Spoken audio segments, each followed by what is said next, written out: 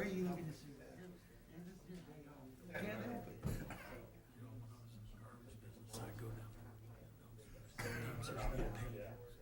Now it's street lights and potholes. Just can't help it. There we go. We'll call this committee, the whole meeting to order on August 25th, 2026 at 6:01 PM. Before we stand for the Pledge of Allegiance, would like to do a moment of silence for Reverend Glenn Shelton, who passed away recently. He was an alderman. He sat on the Civil Service Commission, and it looks like he joined the city in July of 2000, and he was with us until April of 2005. So if we could, let's do a moment of silence for Reverend Shelton.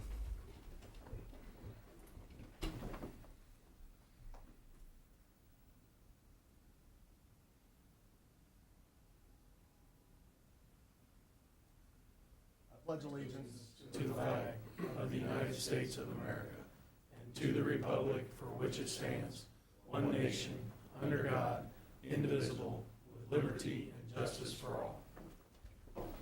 Thank you.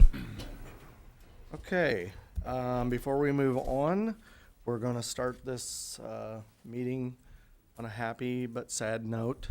The first item on the agenda is the recognition of Marilyn Montgomery for her service on the Fire and Police Commission.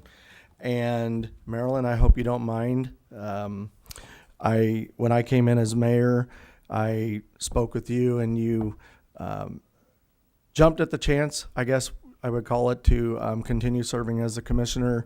You took a little bit of a break, and we had a vacancy, and I think I talked you into coming back a little bit and kind of keeping the wheels on the bus for us. You've done a remarkable job. I'm sad to see you go, but you've given more than your fair share of service to the city of Lincoln. So at this time, what I've asked the fire chief and the police chief to do is present this award to you.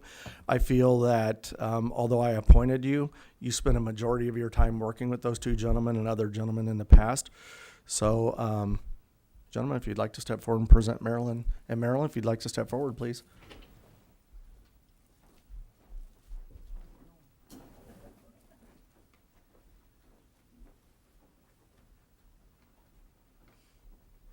So the city would like to recognize you, Marilyn, for your 27 years of service as a Lincoln Fire and Police Commissioner, many of those years as the chairman of the Fire and Police Commission with this plaque. And just a little bit about this, 27 years of service. There's only one Lincoln police officer that is still serving that was hired before Marilyn was making decisions on who's going to be hired and who's going to be promoted. I was here in this very room in 2012, and Marilyn sat on the board at that time. In each promotional process that I took part in, Marilyn was also a decision maker during that time. So I just want to recognize that amount of service is significant, and you did a phenomenal job. Thank you, Marilyn. Yes, thank you, Marilyn. And there is only one firefighter that was hired on. So thank you, Marilyn. You're welcome. Marilyn, would you like to say anything? I think you've earned it.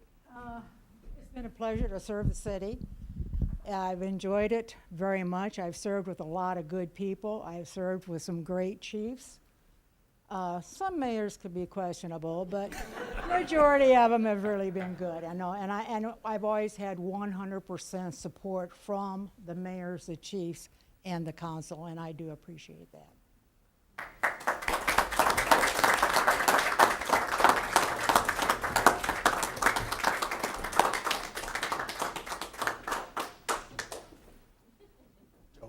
Thank you, everyone.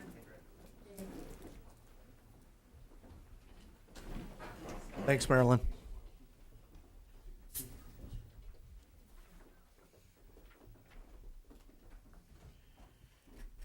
Okay, next up is public participation. Is there anybody who'd like to speak under public participation this evening? Okay, for the record, there's no public participation. We will move on to item number 5, proclamation for Constitution Week, September 17th to September 23rd, 2026. Ms. Bateman, did you want to add anything on that? I was just presented, if we could do this, it's a yearly thing that they do. It's a little early for the cow, but the way it landed, we have to do it now. It's not till the 17th, but the way the voting session landed, it's just, Okay. Is the council okay if we place this on the regular agenda? Okay. We'll place item number 5 on the regular agenda for next week. I'll read the proclamation next week as well. I traditionally do that. Okay, the next item up is item number 6, request a permit. Mr. Barrett. 2 weeks, correct? Oh, yes, you're right. Yeah, it's at the bottom. The regular city council meeting will be September 8th at 6 p.m. Thank you for calling that out. Okay, next up's item number 6, request a permit, Lincoln Community High School homecoming decorating and whitewashing. Ms. Bateman. this is an annual thing. I think it's been annual for quite some time. But it's just a request for the whitewashing during the Lincoln High School homecoming decorating that they do every year. And we have the insurance and everything is Yep, good? got the insurance, high school insurance, yep. Okay. Are we okay placing that on the consent agenda for next week? Okay, we'll place that on the consent agenda. Okay, next up is item number 7, economic development grant approval. There is a memo in your packet from Ms. Metelko. There are 2 items on the agenda for approval. The first one is MLWH LLC at 1200 North Logan Street. That was to repair to block wall trim around garage doors. The amount requested was $7,500, and the Economic Development Commission recommended that move forward for approval. The second one is Trinity Episcopal Church at 402 Pekin Street for tuck pointing. The amount requested was $7,500, and again, the commission requested that move forward for approval as well. Any questions about either of these? Okay, place these on the regular agenda. Okay, we'll place item number 7 on the regular agenda. Okay, next up is item number 8. This is discussion regarding the purchase of museum gift shop merchandise from McCoy Core USA LLC. I did put this in the packet, and I'm sorry, I did not. I did not get a memo in there. I did ask Mr. McCoy to step forward. I have another agenda item in the packet. Asked Mr. McCoy to step forward. I could give my opening summary of that, but I think the gist of it, and then I'll ask Scott to elaborate further since this is somewhat of his request as well, is that down at the museum, you may have noticed if you've been in there, there is a number of 3D printed items. And namely, right now, what we see in there is the signs for the train. You'll see a lot of that once the train exhibit's fully operational. But some of you might have seen around Christmas, there were like phone booths that he 3D printed. And there's a number of other items that he has ideas that he'd like to print. The request comes before the council because, as we remember, Mr. McCoy is a contractor. He has his own company. It's the name that's in the agenda here as well. And I met with Alderman Parrott and Alderman Downs as representatives of tourism to have a conversation about this. And there were a couple options. The first one was that we get equipment, we bring it into the building, and we 3D print those things on our own. The files that would be used to do that would still probably be proprietary to Mr. McCoy. The other option was that we treat McCoy Enterprises or McCoy Core USA similar to we do to other vendors down in the museum, that we purchase items for sale in the gift shop. It does have a little bit of a complexity, and that's why I want the council to weigh in on this, because he has a business that could potentially sell items to the museum, but he's also a contractor in charge of the museum. So one could look at that as though there's a perceived conflict of interest. So with that, Scott, I'll open it up to you. You can share your thoughts on it, and then I'd welcome feedback from the council. Yeah, that's a good synopsis of it. It's kind of a weird situation. I've only been in this with one other client, technically as a client. I'm not also their director of tourism. So it's never really been a question before. There's a neighboring community where I was, and then we went through this again. I just like the transparency of it to make sure you're, you know, if I'm making purchases for the museum and they're coming from my company and making those purchases, that everybody's fully aware what's going on. But to be clear, I mean, there's a lot of different items that we produce at my company. So this is a Route 66 passport. We have coins. He talked about 3D printing. That's kind of some of our newer stuff. But all of these are produced right out of our offices. And they're mostly customized type of items. It's not just generic Route 66 stuff. So those would go into the museum. And typically in this situation, what I've done before with the, again, neighboring community is I work on a floor planning process in retail. So if you're not familiar with floor planning, that means it doesn't cost the city anything. They would go into the shop under my cost, and then once they're sold, then you pay for it. So therefore, I'm not going to order 1 million of these and you have to write me a check. It just, again, keeps it kind of clean and safe. So, Scott, can you elaborate on the aspect of this where there are other companies that could potentially do some of the stuff you do and sell those products? sure. Yeah, there's a lot of other companies that do it. The passport right now, I think there are 14 different passports out there. We're all unique and different. Mine's produced in the USA. Several of them are not. Some of them are state only and so forth. But, you know, just things like keychains. So this is something that we produce right here. It's customized. It'll say Lincoln on it and the whole bit. But again, you can get keychains from anywhere. And we will carry other things that would even be, you know, sort of another keychain. So sort of a competitor, but the whole idea is to give them some choice and be able to do it. Again, I go with customized stuff. A lot of the stuff we have is fairly generic, and you can find that at almost every gift shop. But we want to, you know, I'd like to have more customized things. But I also want to emphasize, too, that the whole purpose of tourism here is to get people to shop downtown, people to shop in the community, and buy those items. So while we have a gift shop, because a lot of people make a quick stop or they want to get something that's specific to the museum, which is what the customized stuff will be, then it's our job to point them to other places around town so they can spend money there. So we're not stocking everything up and competing against other people in town. It's enough to have that gift shop and allow them to purchase some of those items. Okay. Mr. Bateman, did you have a question? Well, he hit the point I was going to make is he called it floor planning. I call it consignment, where I don't have a problem with it whatsoever. It's he sets the price. We only pay for it after it sells. So that way, like he said, we're not buying product that will sit forever and get dusty on it. We're only buying the products that actually went out the door. So it's just different wording, but that would have been the only way I would agreed to it.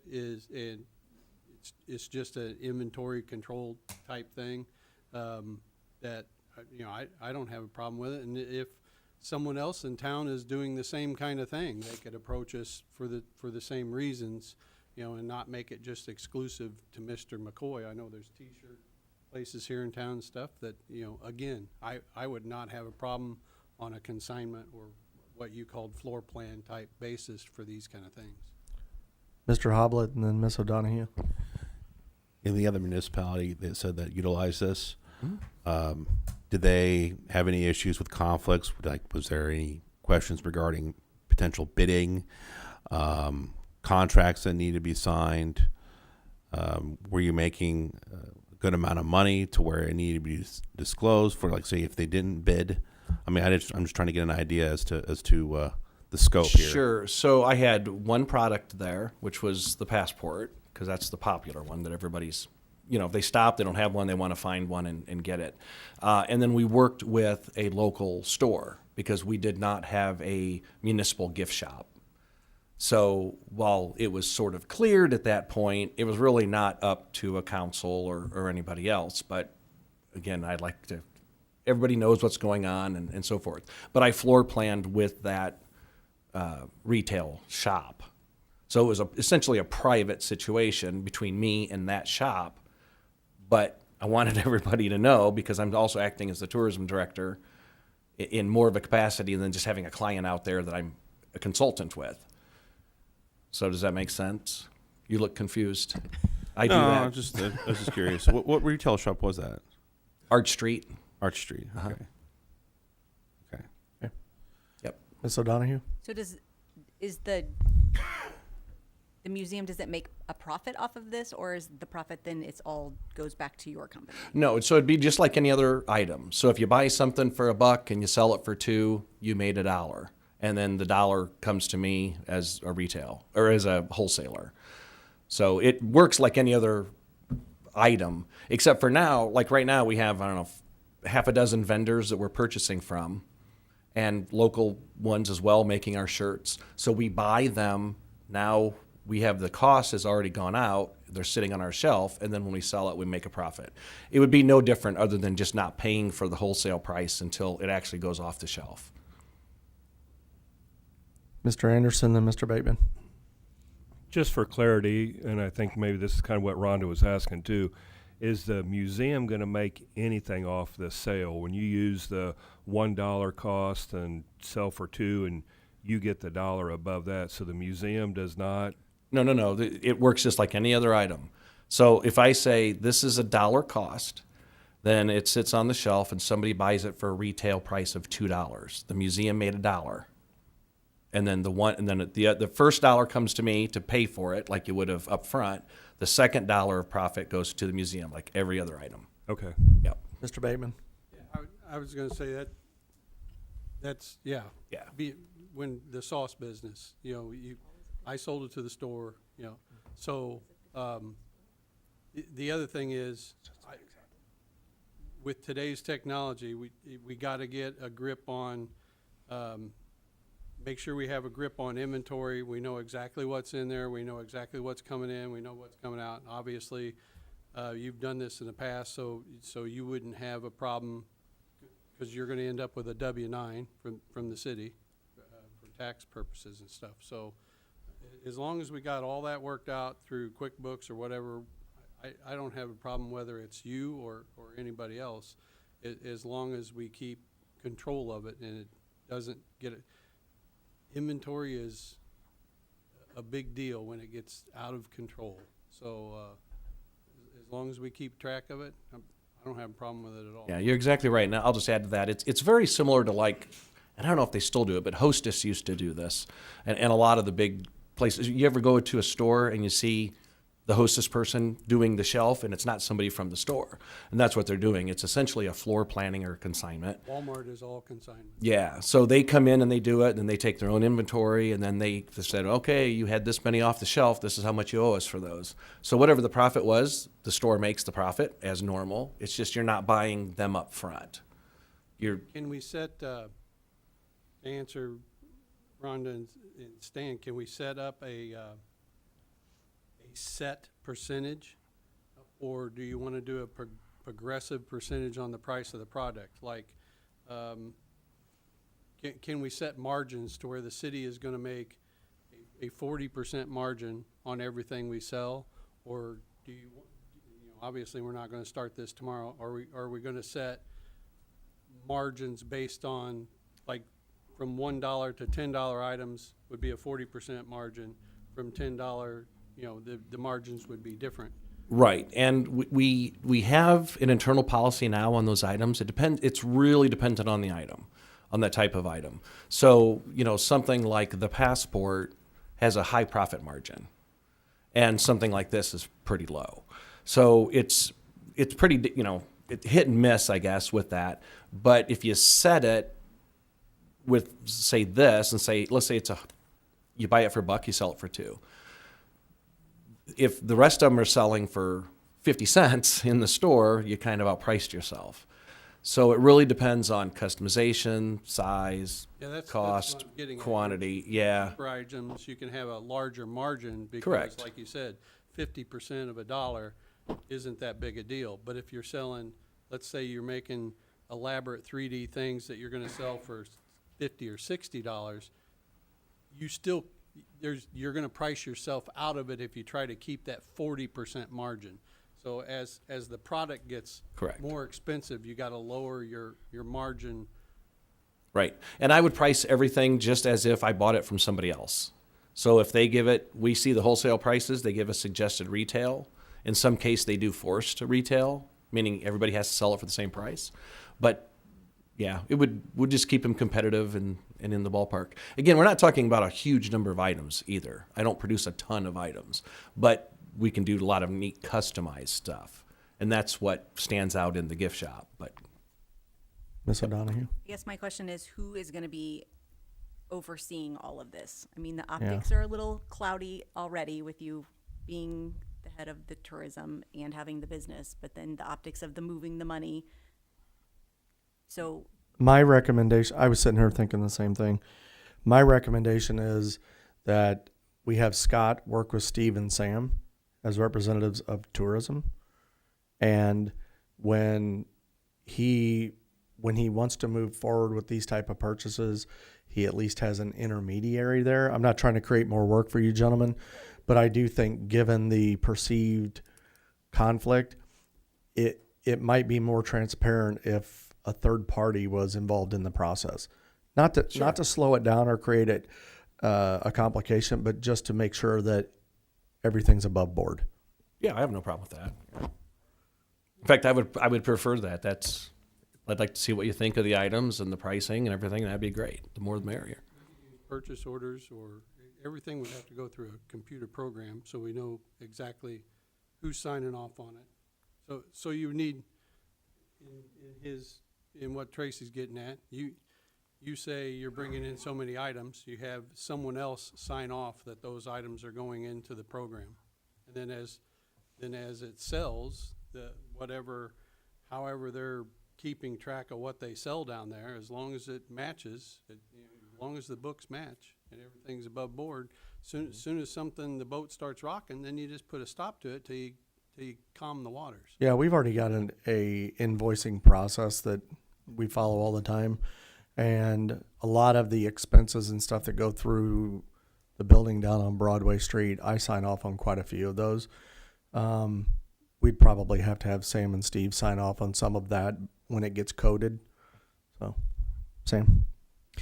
Yeah, I just want to speak up. I really like the idea. I think that this is going to be a great partnership. I feel like it should have been said, but Scott has a unique perspective on the needs of tourism here in the city. When he showed me some of the items or whatever they're called, like figurines, it was stuff that's unique to Lincoln, like the phone booth. I'm sure he'll make watermelon things, maybe like a replica of the mill and things like that you cannot get anywhere else. So our options of vendors who would make statues of the mill is incredibly small. Pretty much just him as far as I know. So I mean, I think that this is absolutely worth moving forward with Scott. But then I had one more question. Tracy, you just mentioned you wanted me and Steve to work with him. Could you explain that a little bit more? There has to be, you can't have, well, you could, but I think it's a terrible idea to have Scott in control of the museum as the director. Sure. Scott running his own company, Scott choosing which products he wants to sell, him negotiating a deal with himself. Okay. The idea is that we have somebody from the city serve as an intermediary to sign off on the decisions he's making simply because of that perceived conflict. I don't think it's going to be a lot of time. I don't think he's going to be making a lot of these purchases. Steve and I are happy to do anything. Yeah. But I just want to know what we're doing, I guess. I mean, I could step in and do it, but You got it. Scott reports to me. And I think having a third independent party such as yourselves would make sure that we're operating above board, we're transparent. You guys can answer any questions that may come up of that. It keeps it clean. Okay. Ms. McClellan and Mr. Becky. Right, and we're only talking about when he's ordering his own products, right? Correct. So if you do that twice a year or 4 times a year or whatever. Yeah, it depends on the item. So this is kind of the process as I see it. With Sam and Steve, it would be, I'm going to make some keychains. And this is how they're going to look, and then I'll present it to them. This is actually a test one, so it's on both sides and so forth. And they're like, yeah, that looks great. We like that. Okay, great. Here's what we're buying it for. Here's what we're selling it for. Make sure it's all, make sure my math is right, and you can see exactly what's going on, full transparency, and then we'll put them in the shop. Once the go is there, again, the cost is all of mine until they're sold. So even if we put these out there and nobody ever buys one, for example, that's my loss because it's floor planned. But that's how it would work. So they would see the sales of them. And then once the sales are done, then here's the invoice for those items that were sold. Yep. So it's really not too extensive, but it is another, 4 eyes on it. Not calling either one of you 4 eyes. I'm saying I'm combining. It's a math thing, but it's very similar, like how my wife won't let me do anything on my own. She has to approve everything. Mr. Becky? For those that are out there that think there's a perceived conflict of some type, how would you alleviate those thoughts? That it's some conflict that's coming up. Well, this is unique because you are a municipality and you have a thing called FOIA. So if anybody ever really wanted to find something out, all they have to do is FOIA. I mean, there's, if a way, see Peggy's enjoying it. She's, just that look I got, wow. But I mean, that's really how you can have the transparency in government. And so really we can't hide anything or get around it. Plus these two are very hard on me all the time. So I'm sure they're going to look at it with. Well, that's why I wanted this to come before the council too. Exactly. So that we're openly having discussions and making decisions about these type of unique scenarios. So, okay, Chief. And correct me if I'm wrong, John, but this may be an issue that statement of economic interest is required in. I don't know if that's part of your contractual obligation with the city. Like each of us, we do a statement of economic interest, and it's a public document, so that could alleviate it.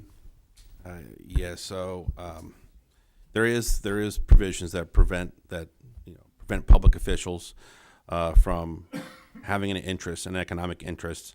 That economic interest is usually 1% or more in a business that's contracting with the city. There is also regulations on contractors who advise the city.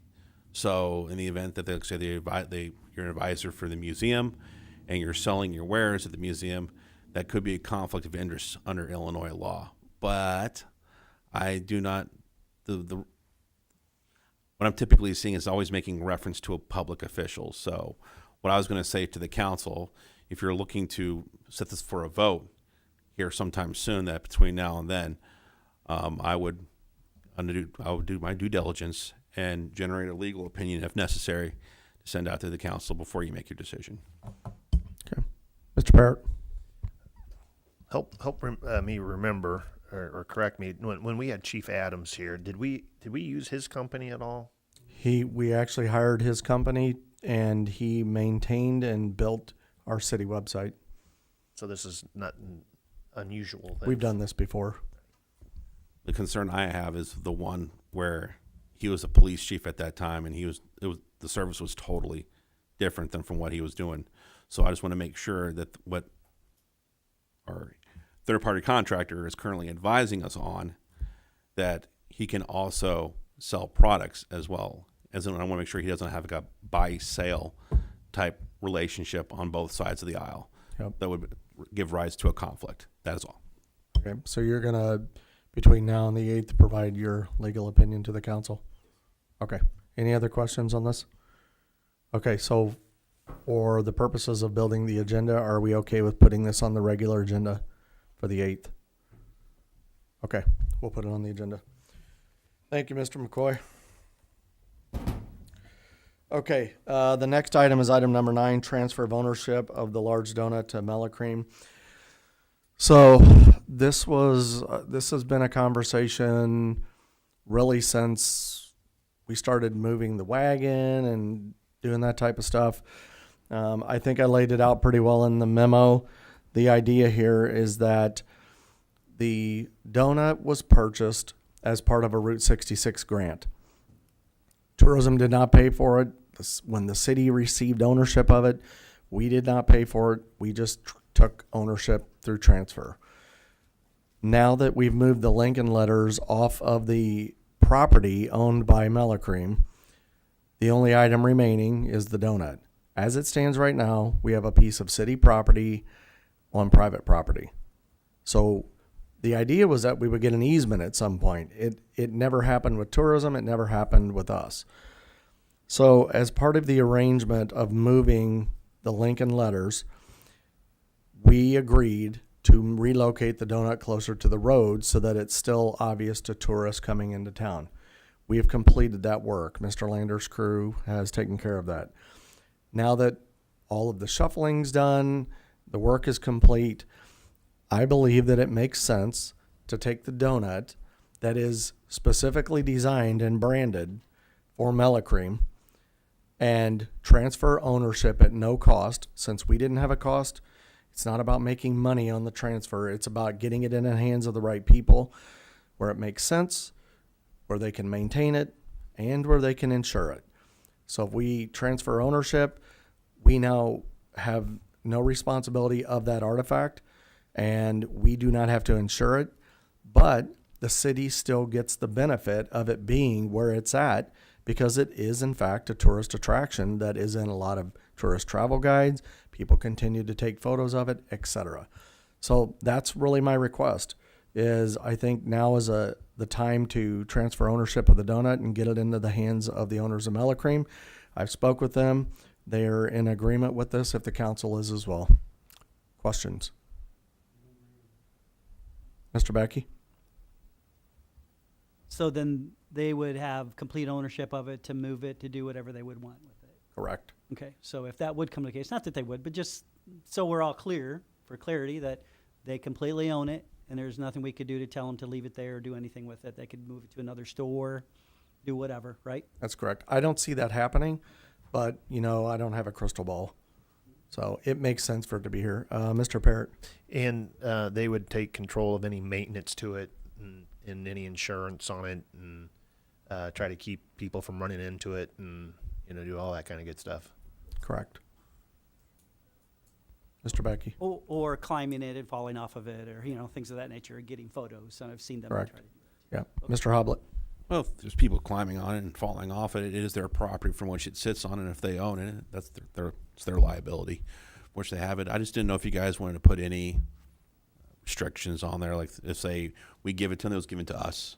You know, if we give it to them, you know, in the event that they want to move it or someplace else, they have to offer to give it back to us first, see if we want it first before they move it.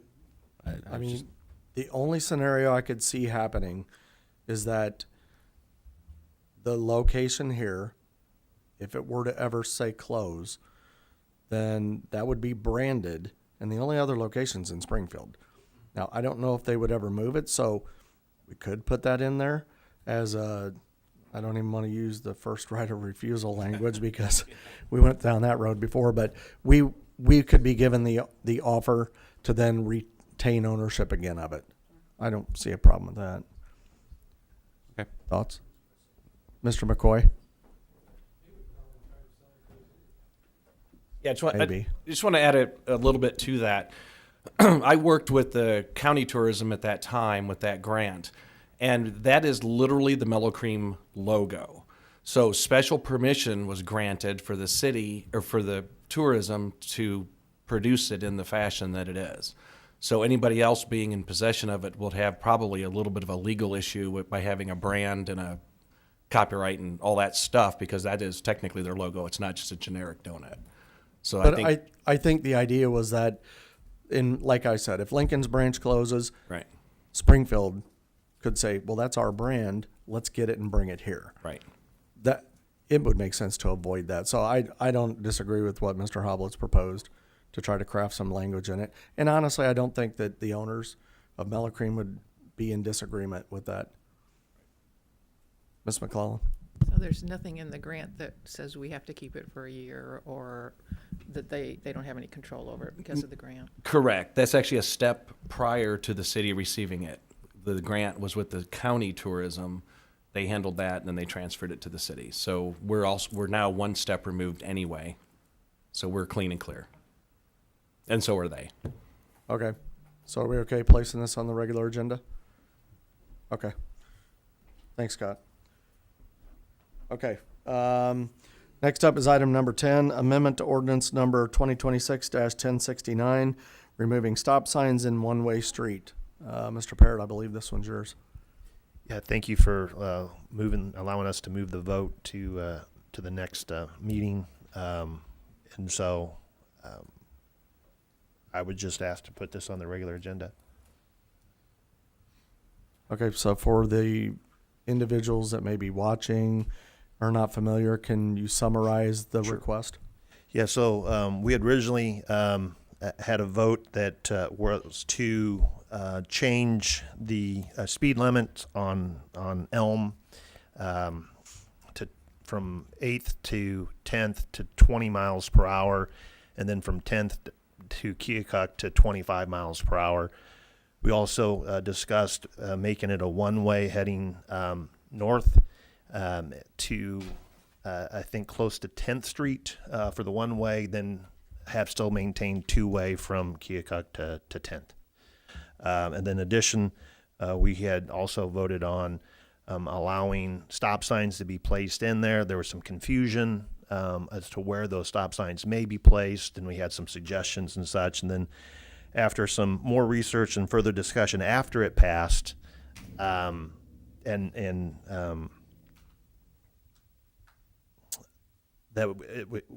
we decided to remove or to take back the one-way, making it two-way yet still, and removing the stop sign locations. And so ultimately, we would just have the reduction of speed through on Elm. Okay. Mr. Becky? And I would just like to clarify everything too. I want to be truthful and everything that we talked about just up until this time. So I kind of want to reiterate that, so it may cover kind of what you covered too. Anyway, going back to that, I want to reiterate. So we need to come back to the original complaint by the residents. The residents living in this area believe they are in danger because of the narrowness of Elm Street between 8th and 10th Streets.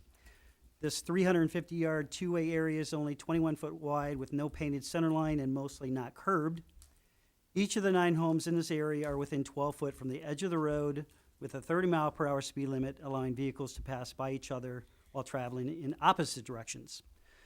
Residents in this area are concerned of being struck by vehicle traffic, whether in their own vehicles, in their yard, or on the street. They have the same concern for other people traveling through this area. They further believe it's not a matter of if an accident will happen, but when. Approximately 5 months ago, residents of this area complained to Mayor Welch about their concerns of this issue. Mayor Welch advised the Chief of Police, Meister, to conduct a study of this area and to give this report an opinion of findings, as well as offer a probable solution to rectify it if warranted. And he could have said nothing or made some suggestions. So Chief Meister conducted a study of this area on a Saturday in May of 2026 for a 12-hour period. After the findings of the study, Chief Meister conferred with 3 other veteran Lincoln police officers with over 50 years of combined police field service. After a careful and detailed review of all opinions, on May 12, 2026, Chief Meister reported his findings and analysis to Mayor Welch and all Lincoln City Council members here. So in short, his analysis and discussion. Elm Street is unique in this area due to a narrowing of the traffic lanes between 8th and 10th Streets.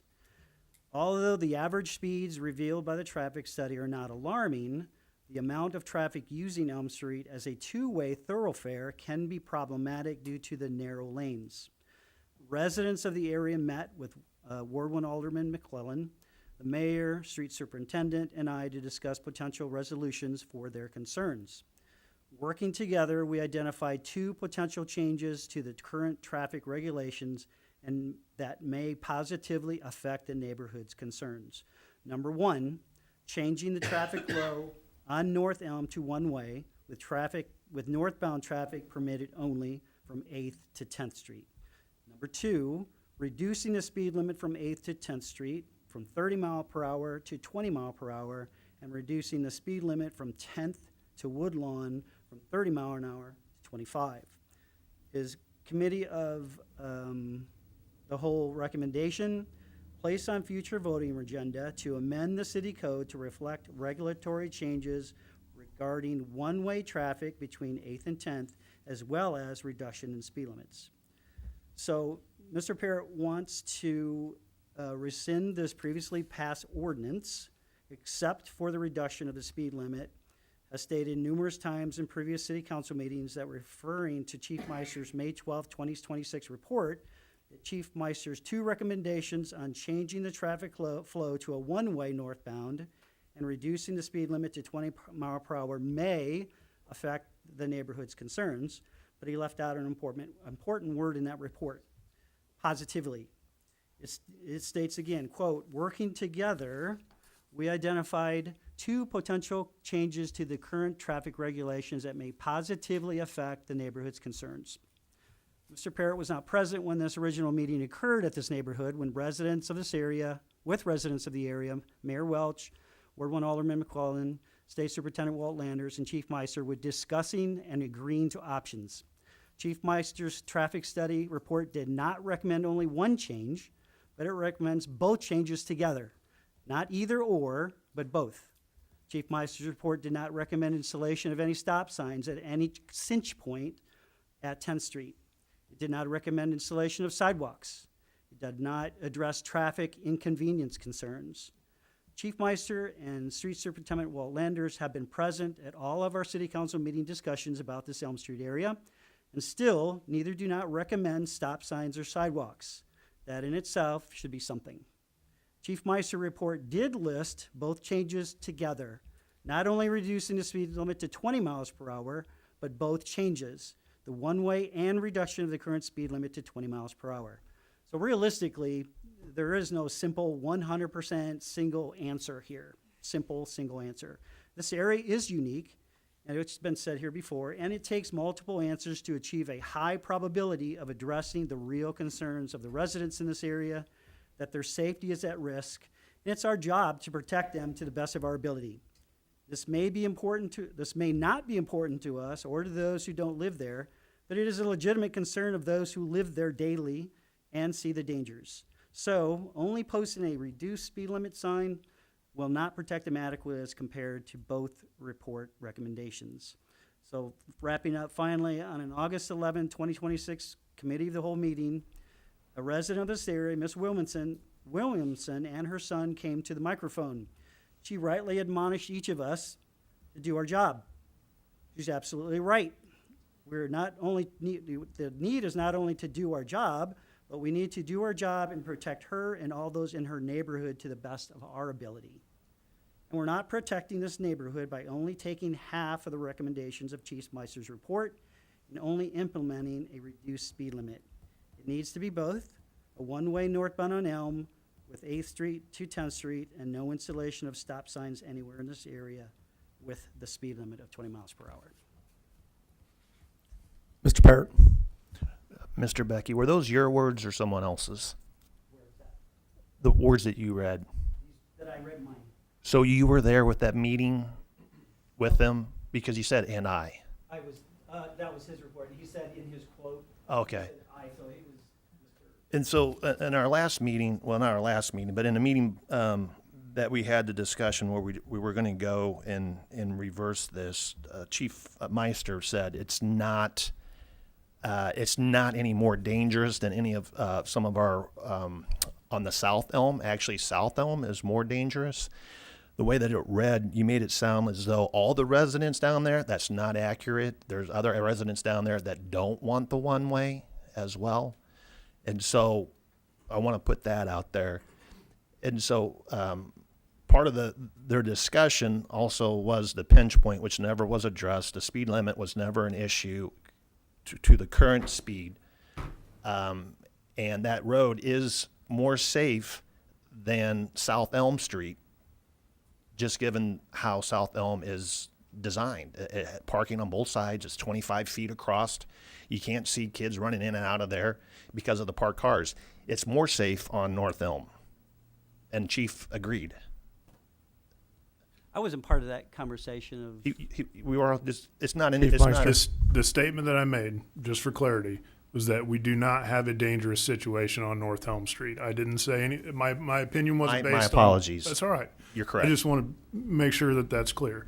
I didn't do a traffic study on South Elm. I didn't research accident history, any of that stuff. So my opinion was based on my observations of what occurred on North Elm Street. It wasn't just a Saturday. It was actually several days during the busiest hours during a week, and then one Saturday that we spent our 12 hours there.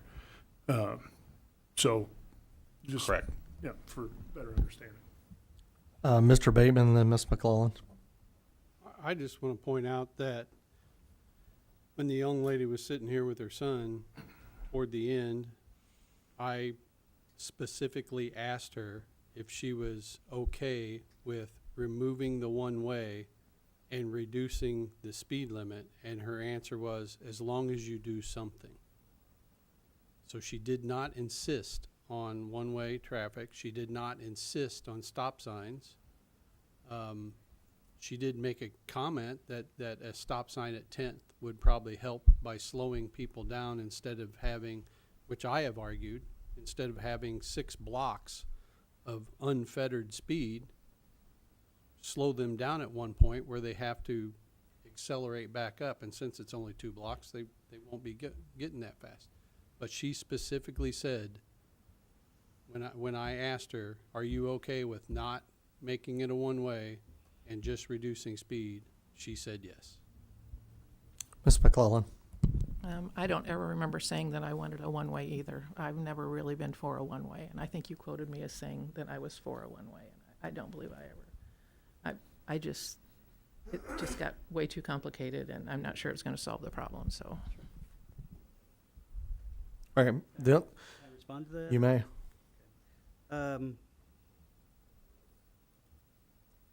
First, with Mr. Parrott, and 4 out of the 9 residents want something done. One of them's here, and he came back. And so I've heard the average of complaints. If you get 1%, whether it's city or business, that's adequate for a concern. 1%. So here we got 45%, 450% more of a complaint than just that 1%. So, and really, I think where the confusion is too is comparing it to like South Elm. I don't know. That's not what we're talking about here. We're talking about North Elm and people complaining about it as a danger. And I've traveled it, and we have all traveled it, and we admitted that. So to do that, to convolute it, to put it to a comparison of another area, I think that's what kind of got us more confused, is comparing it to that and who's better. And again, it's not a simple, easy 100% answer. I realize that. And my thing is in my profession, is what's the highest probability, without going way crazy on an answer. And so there are more, the people that I have complaining that have contacted me don't live in the area. They travel through the area, and they don't want to have that hassle of it, which I can see. And that's why I mentioned the concern of Convenience. being inconvenienced. Yeah, so that's why I mentioned that one. So it's not the people that are in it, it's the ones that are out of it. So that means something. That says a lot. And they're willing to come here, 4 out of the 5 households, to come here and actually say they want something done. And again, I just keep coming back to what Ms. Williams said. She says, it's our job. And I realize you asked her, but that's not her job. Her job, I don't know if she thought we were just going to wipe everything away, not do anything. And that has been mentioned too. Just don't do anything, or just don't table it, do something. And she was more of, then I looked at that again, and she was more concerned with, if you're not going to do anything, just do something. Okay, 20 mile an hour, at least that's something. That's what her concern. She didn't say, no, don't do it through one way. That was fine. So that I cleared that up with her. So the difference with South Elm and the people in North Elm, there are no complaints from South Elm. I mean, we would look at that. If that was a real legitimate, if it is worse, we would look at that separately, as we would any property here, right? We would look at each section individually, not comparing it to, just look at apples to apples and go from there. So that was an issue too. Now, Ms. Quellen, I did not say that you agreed to that, but in his report, it said all of you were there and you discussed it with the residents. And it said, yeah. So in his report, he comes back and say, okay, well, we can, the Chief's chief's report. This one here says, working together, we identified, and this goes up previously in that sentence, he says, when we were there in that neighborhood, you were there, Chief was there, so on. So all those people were there discussing what options. So Chief put his study together, saying, okay, these are the two things were discussed. Not that it said there was a voting there, which you could not do, but it said you discussed it. And he whittled that down in his report, and with the experts that he talks to within his, they said that. So I'm not saying you specifically said there was a one-way, but if you had talked about it there, or that was an option, yeah, so, right, yeah. So that was just clarity. So I'm just reporting factual off of his report. That's all I was doing. So Tim, when you sit here and you hear the chief say it's not a safety issue, he doesn't believe it's a safety issue. What's your thoughts? I think my thought would be like, why put anything down then? And that's why I said earlier, if he would look at this study and say, well, if it's warranted, then if he thought there was no concern, he would say, well, there's not a concern. We did the study. Yeah. Well, why would he put 2 points here and say that? What? Chief. Can you report to that? Why would you put anything in a report? Yeah, I think this is a good opportunity to let because we've had a lot of, the chief said this, the chief said, Sure. Let's let the chief reiterate what he said. To address the complaints I got from that neighborhood, I conducted a traffic study. The traffic study showed us a few things. One, that speeding really wasn't an issue with a 30-mile-an-hour speed limit. And two, most importantly, that 8th to 10th Street is a narrow section, right? Nothing about the pinch point or cinch point or however you want to describe it really came up to me because I didn't observe any problem, or my officers didn't report observing any problem with that during the traffic study. But when two cars pass each other between 8th and 10th Street going opposite directions, it is more narrow than what most of the motoring public is used to dealing with. So I used that observation to form the opinion that a one-way could address any dangerous situation that these people that live there and observe traffic 24 hours a day and 7 days a week had brought up to me. So my recommendation, if anything is going to be done, is the same. I wouldn't change my report. I do think it's kind of absurd to have a 30-mile-an-hour speed limit on that section of Elm Street between 8th and 10th, especially when you look at College Street and Union Street on either side of it being 25-mile-an-hour zones. So my recommendation is unchanged. Mr. Bateman. The thing that gets me is, from lifelong resident of Lincoln, who drove every street around here, is that little section of Elm Street has no parking on both sides. Cars are gonna go opposite directions next to each other. Everybody's gonna cringe, the mirrors are gonna slap, especially if two super crude trucks come through there or whatever. But what we're not talking about is, if you wanna talk about danger, get right out here on McLean Street. I don't care where you're at on McLean Street. If a car's coming the other direction, you courtesy pull over, let that car come through the narrow section, then you go through the narrow section. So we're talking about probably one of the only few streets in Lincoln where two cars can actually pass each other, a residential street, versus 90% of the other streets in town that you have to take turns. So the fun thing is, the taking turn is the same thing as a stop sign. You stopped, then you're accelerating again, so you're aware of the people. I've voted yes once. I'm not going to vote yes again for the one way, and I do agree with the chief. When you're driving down Woodlawn Road, a state route at 30 and 35 miles an hour of Fifth Street, there's a section of Fifth Street less than that. And you've got a section of Elm that's 30 miles an hour. That is a little ridiculous. Maybe it's long overdue to lower the speed limit on that street versus changing traffic patterns. Yeah, go ahead, Mr. Clemens. I agree with Kevin. The same thing happens, and I drive Tremont Street all the time. And you wait your turn because they park on both sides, and you're not going to get two other cars through there. So you just wait your turn. It's just common courtesy. Yep. I just want to point out something really quick. We weren't asked to address issues on any other street in Lincoln here.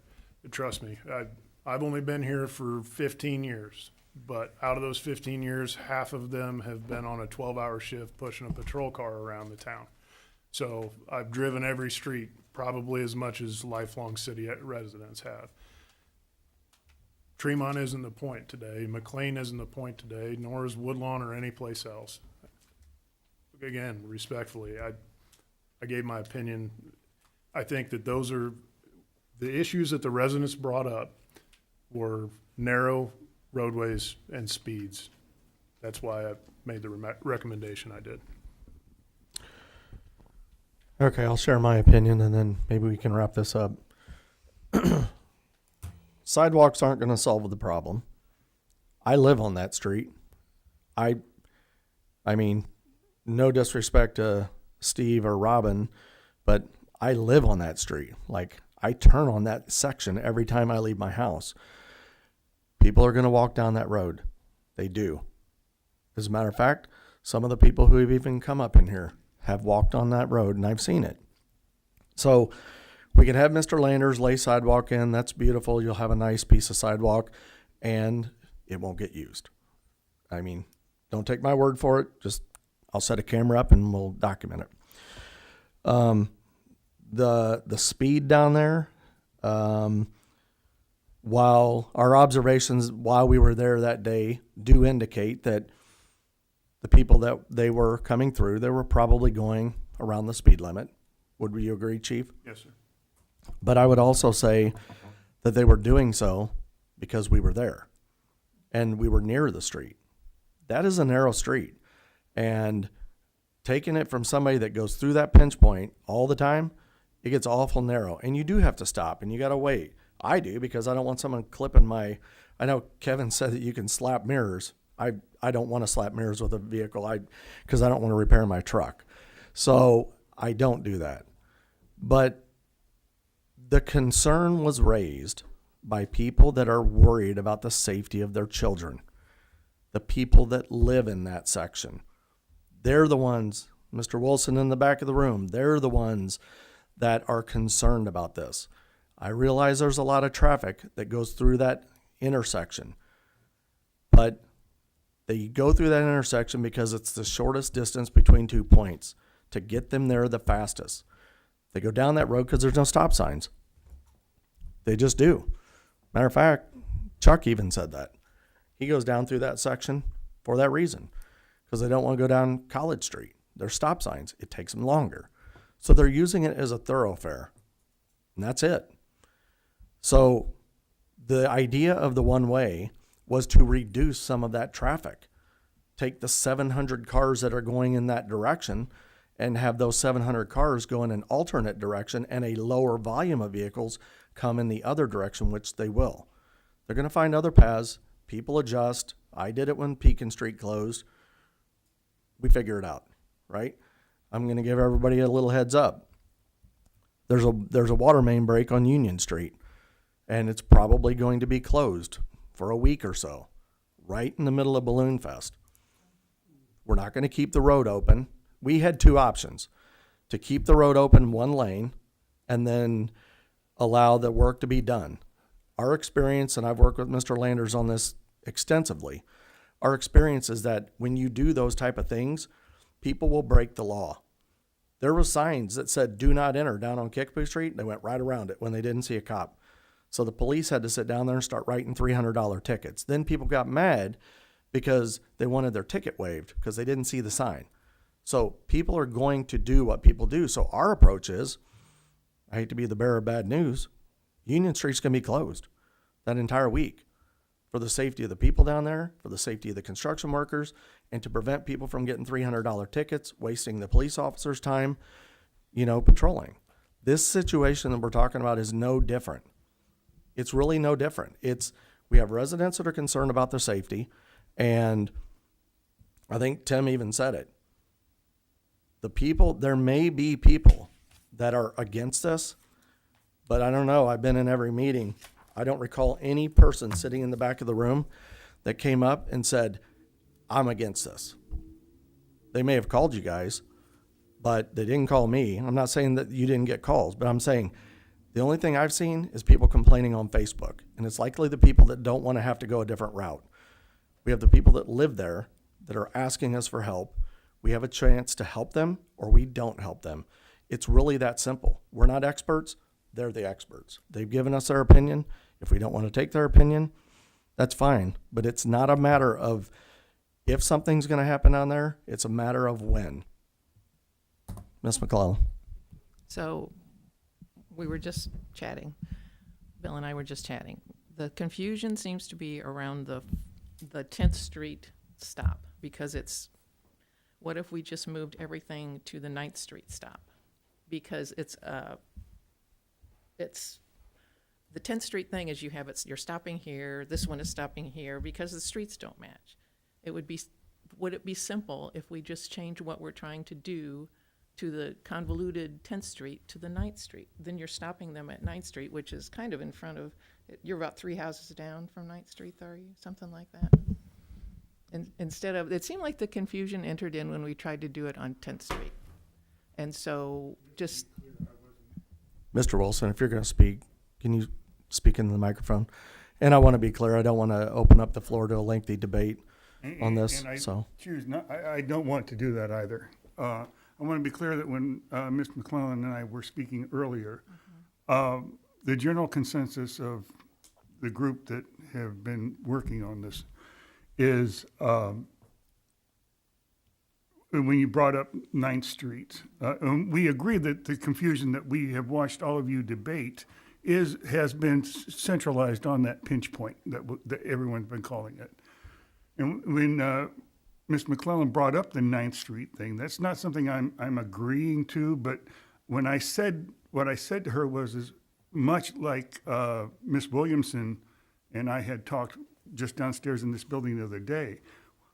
We are desperate for something to happen, and if we have to beg, and all we can get is the 20, we will take anything. But we can, and I invite you all, come down, sit on my porch, have a cup of coffee, and just watch what goes on down there. I assure you, putting speed limit signs on Isn't it that gonna street, just my opinion, is a waste of time. It is a waste of our time and the material to do it, and the time for the gentleman to put the signs up. We can do it. If they I think have it's. time. I don't even think it's a Band-Aid. I think it's a pacifying the situation. But I think, and I mean that with the deepest respect for everybody in this room. But that's just my opinion. I think it's a waste of the police force to have to come down there and do just that. The one thing that people, and I agree with everybody, people, I see the 10th Street sign headed east on the, what we call the south leg of 10th Street there. People blow through that all the time. They do it all, and then they go up and they wind through, just kind of like it's fun driving your car through there.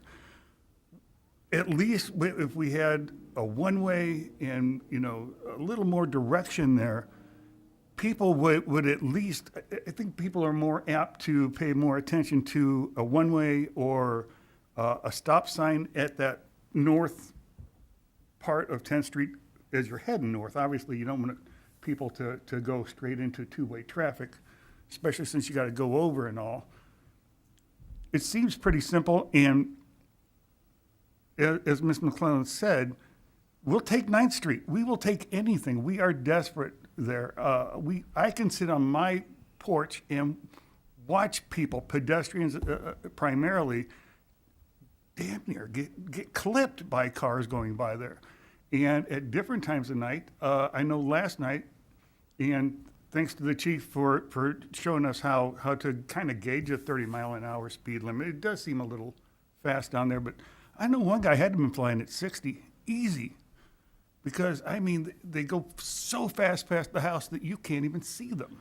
Yeah. So let me ask. So we need more than just a reduction of speed, but we will take anything. We are that desperate for something done. I guess I'm going to direct a question to Mr. Parrott, because this is his item. Would you be amenable to the reduction of the speed and the signs, but also putting stop signs on 9th Street four-way? That way, those that want to use that as a thoroughfare can still get where they're going. They just got to take a pause. Yes. Is that, anybody have, Ms. McClellan?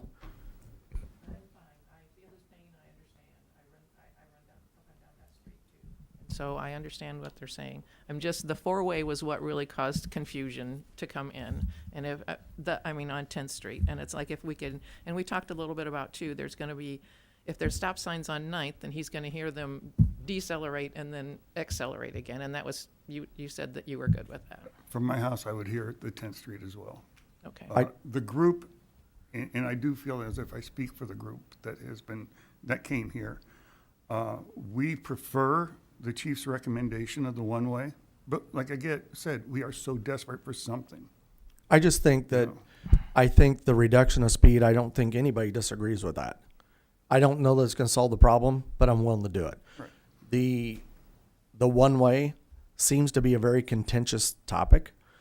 And so to compromise in reduction of speed on that road and maybe alleviate some of the safety concerns, perhaps a four-way at 9th Street is a way to alleviate that, address some of your safety concerns, and then let's gauge it and see how it works for a while, and then readdress it if we have to.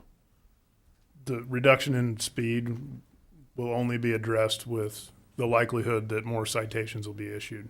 When I do a traffic study and people are going 33, I'm not stopping somebody and writing them a ticket for 3 over. Just not doing it. Yeah. Never have, never will. So if it's 13 over, somebody going 33 and a 20, it's much more likely. So that can affect traffic behavior after a while. I just want to say one thing about stop signs. Go out to Route 66 at the new prison entrance and see how many people stop for those new stop signs out there. I agree. I'm certain that at some point in our lives, every single person in here has ran a stop sign. You're much more likely to do that than you are to run 2 blocks of a one-way street. I agree. I'm just trying to find a compromise. Yep. Because the just- one way, my opinion. and I stand corrected, because while you guys were talking, I was thinking about it. I did have one person stop me when I was scooping ice cream, telling me that they didn't want the one way. Because the reason was because they use that road to get to a location in that proximity, similar to what I think Sam has mentioned in the past. So, okay.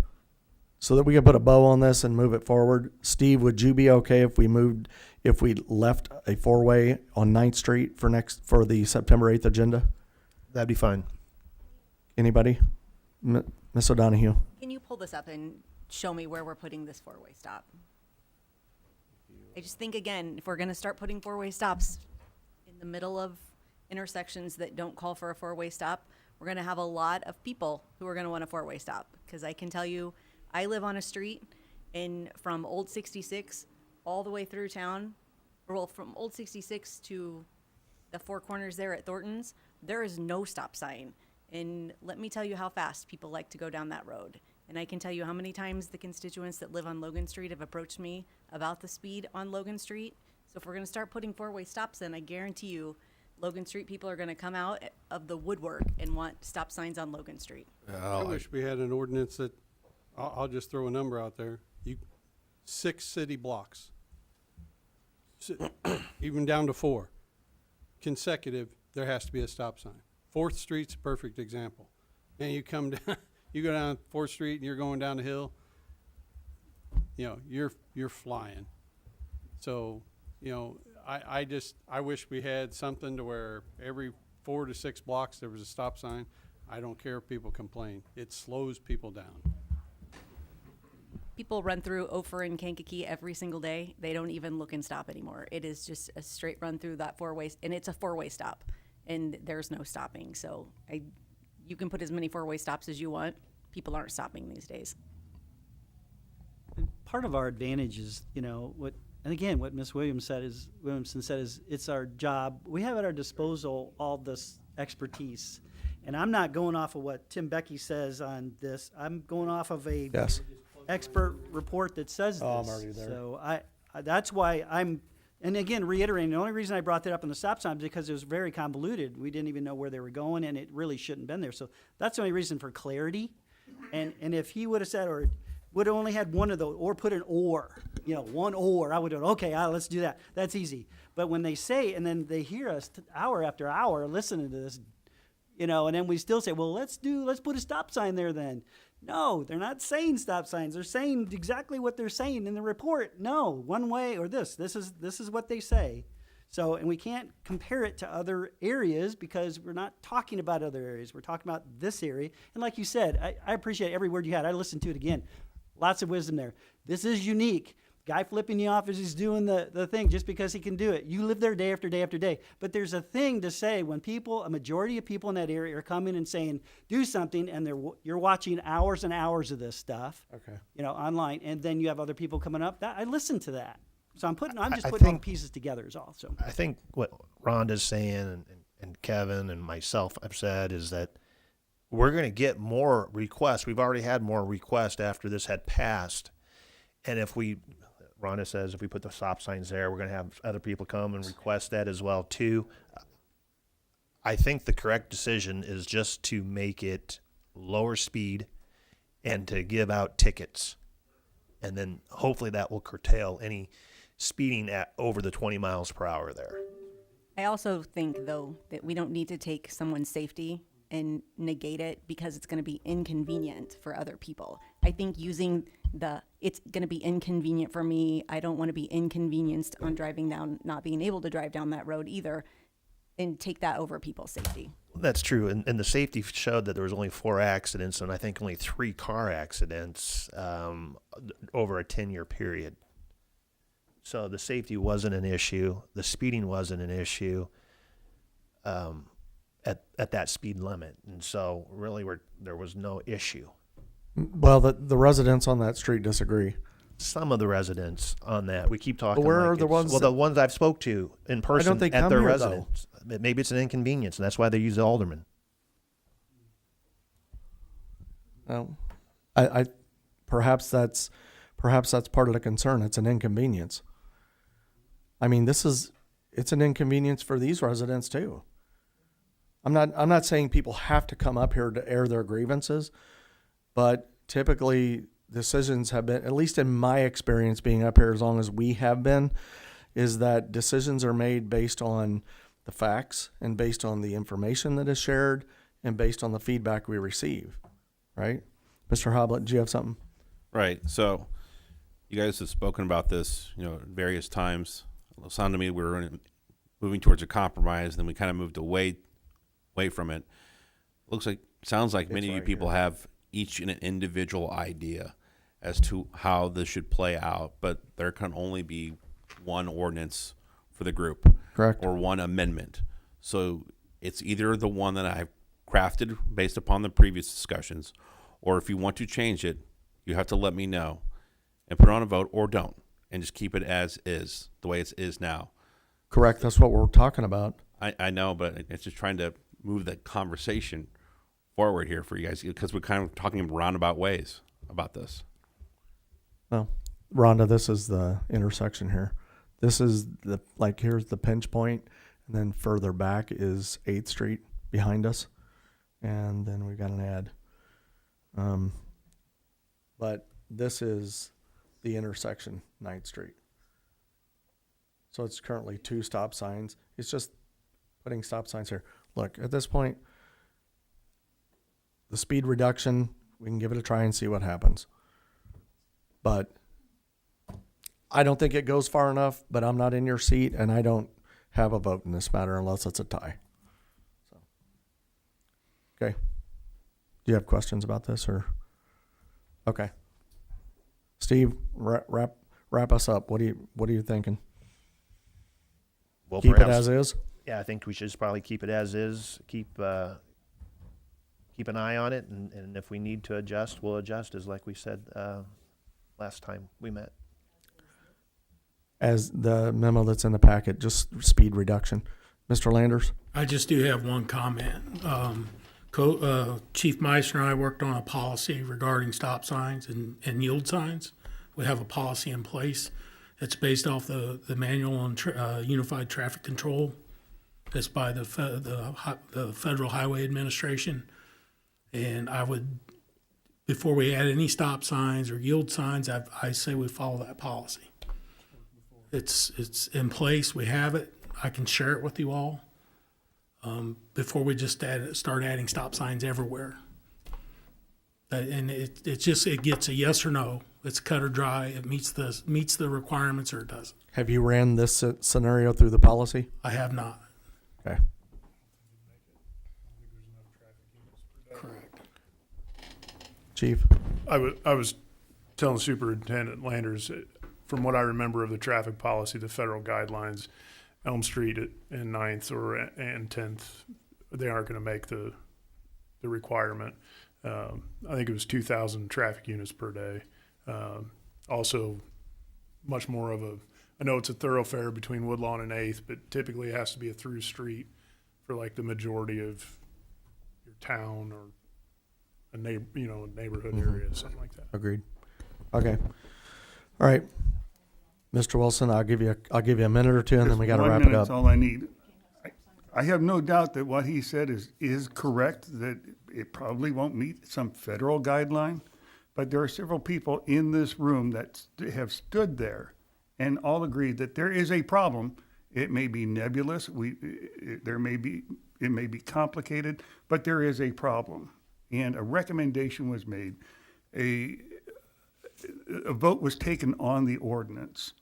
Correct. And then out of somewhere, after it was agreed that this is what we're going to do, what happened to the obligation to keep this, to vote on an ordinance and upkeep it without any implementation, without any further addressing, just all of a sudden, I don't know if this has ever happened in the history of this council, that you have agreed to something and then before implementation of anything decided, well, no, we're not going to do that anymore. Well, And that really causes me a lot of concern. the delay of implementation was number one, buying the signage. Right. I Number understand. two, there was confusion even on the part of some people that made decisions and walked out of this room as to exactly where things were supposed to go. And I think that's where Mr. Becky started doing some research and trying to bring some clarity to the situation. And then that brought the topic back up again. The council, they have the right to reconsider things that have been decided in the past. It does happen, not very often, but it does. So, I mean, that is the will of the council if they choose to do that. Ms. McClellan? Okay, now I'm confused. So are we going to have didn't we talk about putting stop signs in at 10th Street or? They're not recommending them. No, I'm not. And you all have the power and authority to put stop signs wherever the majority of you vote to put them. What I'm saying is Superintendent Landers and I use a federal guideline for a policy on whether or not to recommend the placement of a stop sign. In Ward 2, we dealt with an issue on Second and Elm, I think, right? Correct. Second and correct. Yeah, that's what I thought. We used that guideline, right? It met the threshold.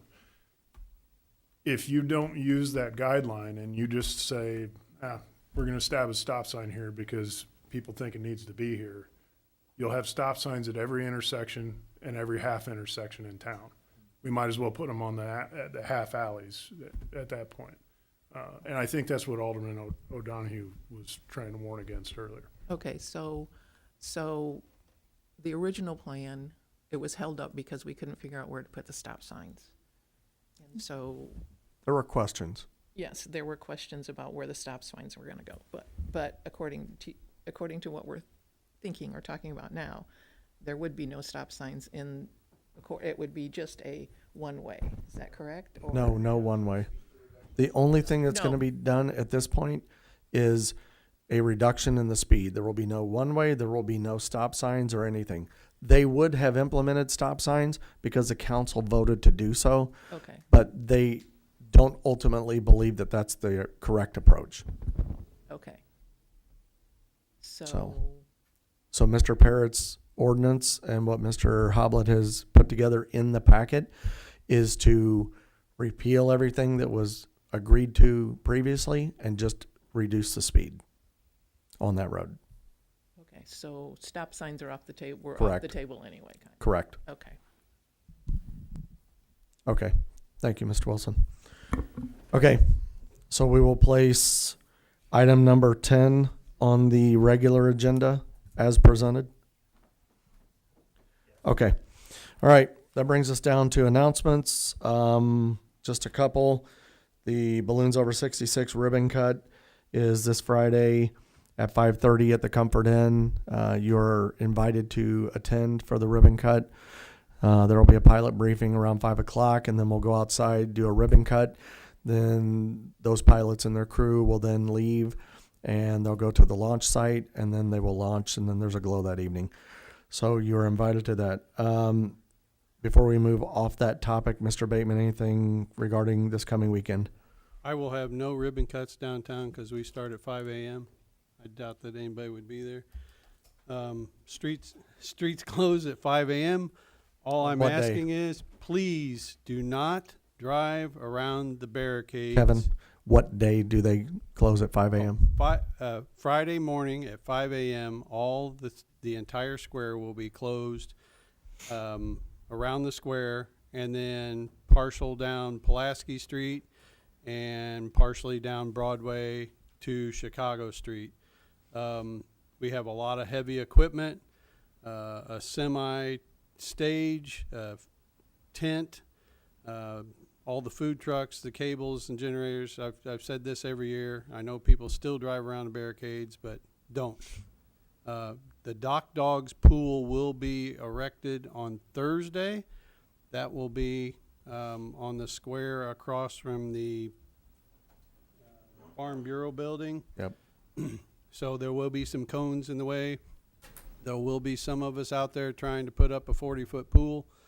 So please just be patient. You know, we want everybody to enjoy themselves, but it does take a lot of work to put this thing together, and it takes a lot of work to take it down. So come down and enjoy. If I inconvenience you, I'm sorry, but it's for the safety of a lot of people. Yep. I hope you enjoy it, but there is no ribbon cut for the downtown portion. And Chief, do you want to mention anything about traffic? Yeah, I have issued a press release earlier this week, and then again the week before that regarding the traffic flow pattern, specifically for Route 10, Campus View Drive. That's going to be a one-way in as it was last year. We're going to utilize some space down there that'll be local traffic only for the nearby residents to get in and out, hopefully without having to mix into the event traffic too much. And then it'll be one-way out Chapel Road. Please pay attention to the signboards, not your GPS on your phone, because it's going to tell you to take Chapel Road in. You're going to be very disappointed and angry when the police officer says you may not. So look for the signs, not the series. Okay. And there's going to be a lot of things going on this weekend, not just balloons or barbecue, the rail splitters this weekend, things going on at the Oasis, 5K runs for the Park District. Village Healthcare is having a thing Thursday night. There's a couple things going on Thursday evening. So things are pretty much going to start in the next couple of days. Baseball and softball tournaments. Is it called the Turf Challenge, I believe? And we got a message from the Frobies, 270 ball players. Yep. Is what we're making welcome packets for. So there's 270 ball players coming into town. There is no street closure for Fifth Street, though, right? For the rail correct. splitter? There is not. Caution. We putting caution signs up. Slow down. I hope that the rail splitter event staff have those. It's kind of hard to put it on partially a state route. Sign is there. Walt could speak more to that probably. But we have the street closure set up for Madison, Monroe, and 6th Street. So surrounding. It's around the backside, pretty much, from Casey's parking lot back around, and then the total of, what would that be, Monroe Street? Yeah. If you can't find But- something to do this weekend in Lincoln, you're not looking. But to that point, Fifth Street, there is passage on Fifth Street. Be very careful. People are crossing that road from the courthouse to the VFW. They're having a vendor fair over there as well, selling food and things like that. It's at the Park District. Yeah, you can sign up at the Park District. Runners, I They'll think be doing Wyatt. they start at the Rec. We run down Wyatt. We turn to go down, I think, Home Avenue, and then we come back home, and then back up on Wyatt, and finishing back, I think, at the Rec. what time is that? I think so too. 8 o'clock. 8 o'clock? Yep. And then the young kids, they're at the They're at high the high school. high school. school, okay. Yeah, they're doing theirs on the track, I believe. After, I think it's after the conclusion of the 5K. Yeah, the kids. If you go to balloonsover66.com, there's a thing called the virtual assistant we put together, and you can ask it any question. It has all of this stuff we've talked about in there: the times, the locations, the costs, how to sign up. It's got The contact. answers are AI generated? I can neither confirm nor deny that, but they may be.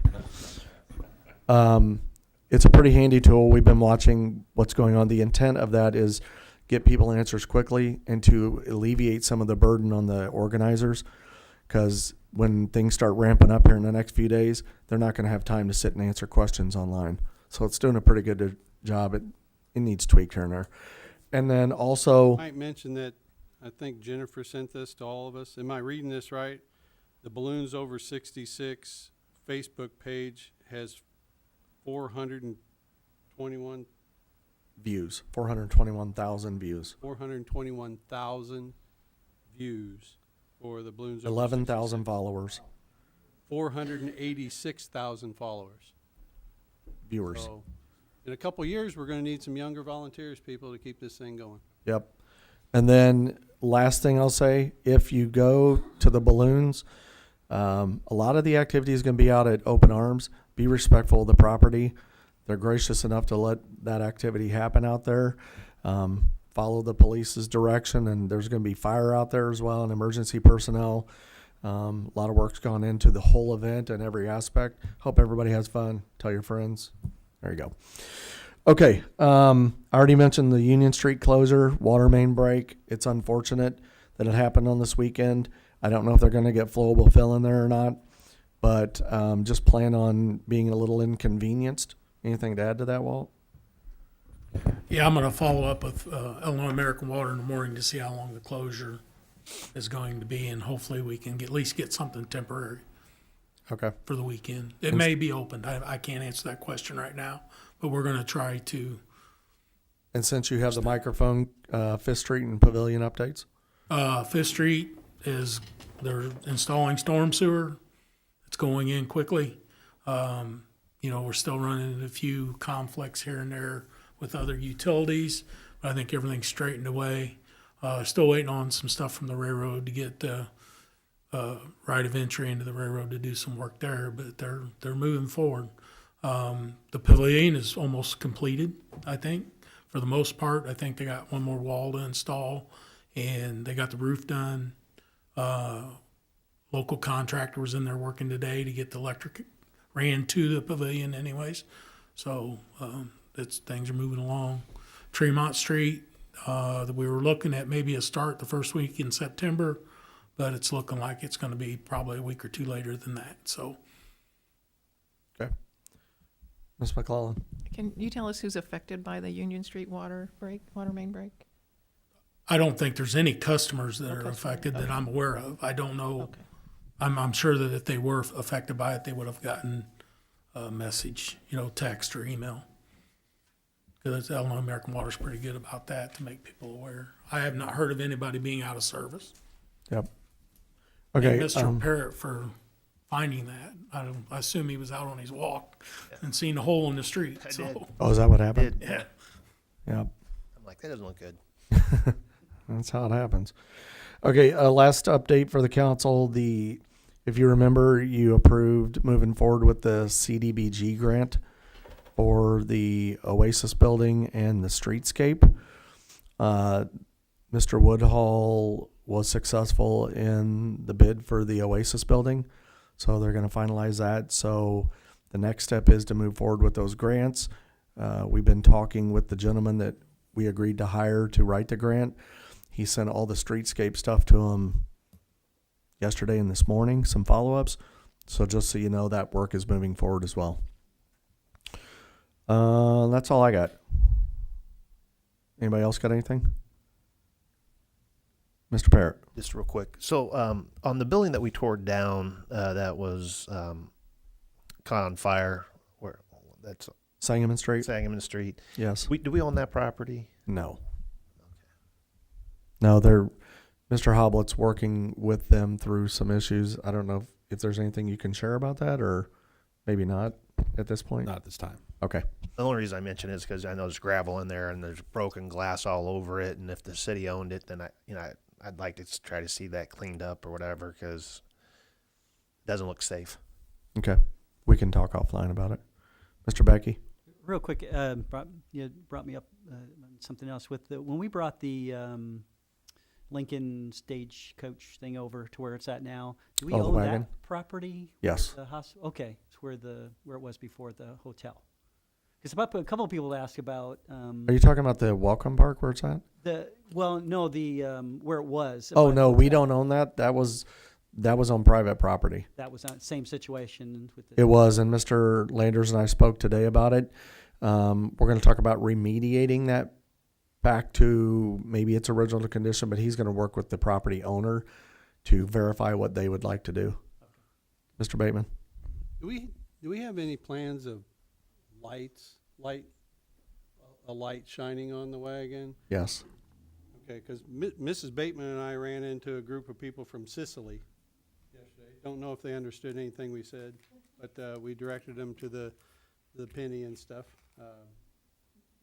Motorcyclists that were visiting here from Sicily, but it was starting to get twilight, and this morning driving through town on my way out to check out the downtown area, thinking, man, not lighted up like a parking lot, but it could use some. There's going to be lights on the wagon and the Lincoln letters as well. And That'd be great.